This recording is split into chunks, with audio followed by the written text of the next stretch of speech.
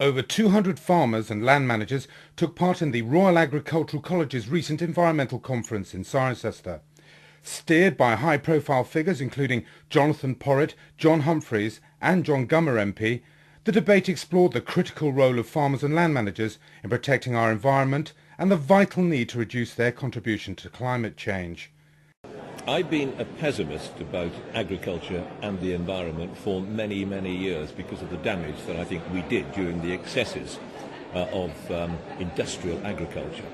I think we're now beginning to see the damage we did and we're beginning to come out the other side. I think now people are beginning to realise the importance of the environment in a way that we probably never had done before, and that's got to be a good thing. So my pessimism is tinged now with a little bit of optimism. I'm being asked how landowners can actually help provide what the public needs from the environment, and I think it's just worth pointing out that there's no common thread as to what the environment should have, and therefore there's no common way in which landowners can react to that. And it's actually a lot more difficult on the ground when you look at it than it is actually in theory or as spouted by The most important thing that farmers can expect from politicians is that they started to understand them.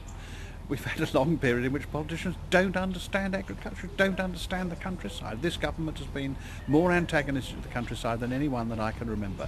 So the real thing we need is a government that understands the countryside and is prepared to help the farmer, not necessarily with money, but with support. That's what we need, support. What I was saying to people today is that we are not taking a very realistic view of the future of farming in the UK or anywhere else in the world. Climate change alone will devastate some of the assumptions about what the future of farming means. Individual farmers will have to think completely differently about how they cope with the reality of climate change and how they take advantage of the opportunities that these new markets will actually bring them.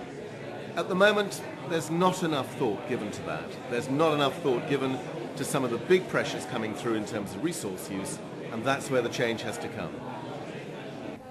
It's very clear from the discussion we've been having at the college and the discussion we've been having at the conference here today that the future of the environment, the future of farming, the future of management of the countryside is crucially important for all of us involved in it, and particularly for somewhere like the Royal Agricultural College, where we have a responsibility to educate the next generation, that we make sure that our students appreciate all the issues that are important for the future.